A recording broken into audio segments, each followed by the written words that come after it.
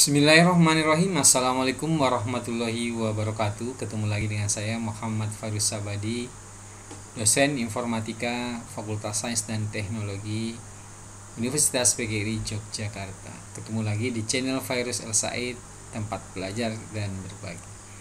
Materi kuliah kita kali ini adalah sistem basis data dengan judul konsep dasar normalisasi.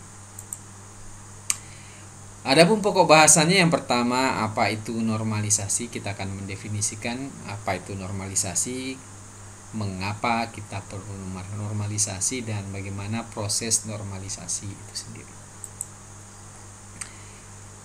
Pertama, apa itu normalisasi? Normalisasi adalah sebuah teknik untuk mendekomposisi data ke dalam beberapa tabel yang saling berelasi untuk meminimalisir redundansi data. Jadi dari satu tabel kita pecah menjadi beberapa tabel dengan harapan redundansi datanya menjadi lebih kecil atau sama sekali hilang. Sebelum kita definisikan apa itu redundansi data, coba perhatikan tabel di samping ini. Di sini ada kolom NPM, nama, ID prodi, nama prodi, dan K-prodi. Perhatikan bagian kolom ID prodi, nama prodi, K-prodi. Di sana kita lihat ada semacam perulangan ya. Setiap kata INF, ID prodi INF akan muncul nama prodi informatika dan Prehandusa. Di sini muncul 3 kali. Kemudian untuk ID prodi MAN ini muncul nama prodi manajemen dan K-prodi, ini juga sebanyak 3 kali. Nah, informasi yang sama seperti ini dan berulang-ulang itulah yang disebut sebagai redundansi data. Dengan demikian, redundansi data dapat diartikan sebagai kemunculan kombinasi data yang sama secara berulang-ulang pada suatu tabel yang seharusnya tidak perlu. Di sini harusnya ya data prodi informatika maupun manajemen harusnya cukup sekali, dan ini bisa dilakukan menghilangkan redundansi ini dengan cara mendekomposisi tabel ini. Lalu mengapa redundansi data perlu diminimalisir? Ada 2 ya sebabnya. Yang pertama karena menimbulkan masalah atau anomali baik pada waktu menambah data, mengubah, dan menghapus data. Kemudian dengan adanya data penyimpanan data yang berulang-ulang hal yang sama dan itu sebenarnya tidak perlu, tentu saja akan mengakibatkan penggunaan memori yang lebih boros. Kemudian apa saja sih masalah atau anomali dalam redundansi data itu? Yang pertama adalah anomali penambahan data. Jadi terjadi masalah ketika kita menyisipkan data baru. Ya, yang kedua adalah anomali saat kita mengubah data atau mengupdate data. Ya. Kemudian yang terakhir adalah anomali ketika kita melakukan penghapusan data. Kita bahas yang pertama adalah anomali penambahan data. Di sini misalkan kita akan menambahkan prodi baru ya tanpa bermaksud, misalkan menambahkan mahasiswanya. Nah, ini tentu saja akan terjadi masalah ya. Misalnya nih kita akan menambahkan prodi baru yaitu prodi akuntansi ya dengan ID prodi AKT dan nama prodi akuntansi serta K-prodinya misalnya ICA. Nah, di sini yang terjadi adalah terjadi kekosongan NPM dan nama sehingga mengakibatkan tabel kita menjadi tidak normal ya. Di sini terjadi anomali karena ada data atau kolom yang kosong. Nah, kemudian selanjutnya adalah anomali pengubahan data ya. Adalah anomali yang timbul ketika terjadi perubahan sebuah data yang mengakibatkan beberapa data juga harus diubah. Misalkan di sini ya K-prodi informatika mau kita ganti ya, misalkan dengan Bu Puji ya, Puji H misalnya ya. Maka otomatis kita harus mengganti 3 kali. Karena kalau tidak kita lakukan sebanyak 3 kali, maka konsistensi datanya akan menjadi hilang.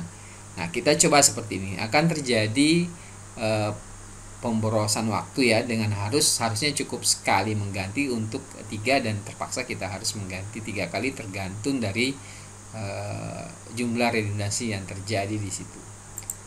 Misalkan seperti ini. Nah, di sini kita rubah misalnya kaprodinya Puji H ya, Puji Handayani misalnya, singkat aja. Nah, berarti kita harus mengganti 3 record sekaligus atau 3 baris sekaligus. Nah, ini tentu saja sesuatu yang memboroskan waktu ya, harusnya cukup mengganti sekali, tetapi kita harus mengganti berkali-kali. Kemudian yang berikutnya adalah anomali penghapusan data. Nah, adalah masalah yang timbul saat kita melakukan penghapusan data dan data lain ikut terhapus atau hilang.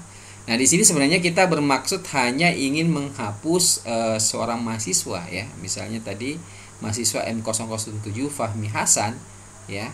Tapi mengakibatkan data prodi hilang ya. Kita tidak tahu lagi ada prodi akuntansi ya, karena kebetulan mahasiswanya cuma 1. Itulah anomali-anomali yang terjadi ketika data tidak ternormalisasi. Lalu bagaimana proses normalisasi itu? Yang pertama adalah kita harus mencari dulu data yang tabel yang kira-kira yang terjadi redundansi ya.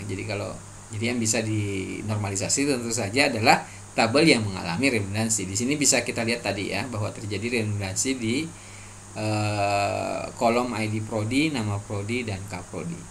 Nah, caranya kita pisahkan dulu ya, kita dekomposisi dulu yang mengalami redundansi ya, seperti. Tapi diringkas ya, diringkas datanya untuk yang sama cukup dimunculkan sekali, misalnya INV Informatika Prehanusa, kemudian MAN Manajemen dan Tata, ini kita cukup munculkan 1 kali ya, seperti ini ya. Jadi kita munculkan 1 kali. Nah, selanjutnya sisanya kita kelompokkan lagi, kita pecah lagi menjadi tabel tersendiri ya. Berarti yang belum di sini adalah NPM dan nama. Nah, persoalan yang terjadi adalah ketika kita dekomposisi, kita tidak boleh kehilangan informasi. Jadi dekomposisinya harus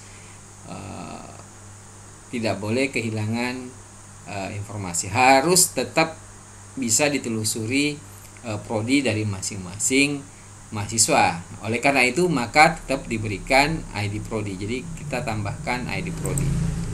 Nah, persoalannya ini harus direlasikan ya. Jadi harus direlasikan supaya kita tetap bisa mengetahui bahwa misalkan MPN M001 Ahmad Asis dengan ID prodi NF ini adalah prodinya misalnya informatika. Oleh karenanya itu perlu direlasikan. Nah, seperti ini.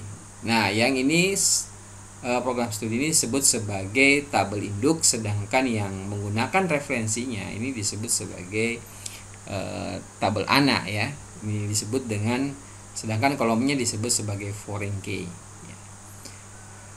Nah, apa sih manfaatnya setelah kita normalisasi? Ya jelas menghilangkan anomali. Jadi ketika kita misalkan menambahkan data, jadi tidak akan ada kolom yang kosong seperti tadi ya, tidak ada penambahan. Jadi tidak harus menunggu data mahasiswa kita tambahkan ya. Jadi data menjadi lebih independen ya, seperti ini. Kemudian misalkan kita melakukan penggantian nama ya, misalnya nih ya, kaprodi ya, ini juga ada masalah, tidak perlu melakukan berkali-kali, cukup 1 kali, karena di sini data kemunculan data prodi itu cuma 1 kali, tidak seperti yang tadi ya. Ketika terjadi pengubahan data, maka semua data yang redundant atau redundan itu harus kita ubah juga. Kemudian yang terakhir adalah penghapusan data. Misalkan kita akan menghapus semua mahasiswa manajemen, kita tidak kehilangan informasi tentang program studi manajemen walaupun semua data mahasiswanya kita hapus misalnya. Jadi tidak akan jadi masalah ketika data mahasiswa untuk prodi tertentu dihapus, kita tidak akan kehilangan informasi prodinya karena semua tabel bersifat independen terhadap yang lain. Oke, demikian mungkin yang bisa kita sampaikan untuk kali ini, dan untuk ke depan kita akan belajar tentang apa saja level normalisasi ya, satu persatu nanti akan kita bahas mulai dari yang paling bentuk normal pertama dan kedua dan seterusnya. Demikian dari saya, semoga apa yang saya sampaikan sedikit memberikan Anda pencerahan ya tentang bagaimana konsep normalisasi dan kenapa kita butuh normalisasi, dan sedikit ya tentang membahas proses normalisasi. Minggu depan kita akan bahas jauh lebih dalam dari setiap step dari normal 1, 2, ketiga, BCNF dan seterusnya sampai normalisasi kelima.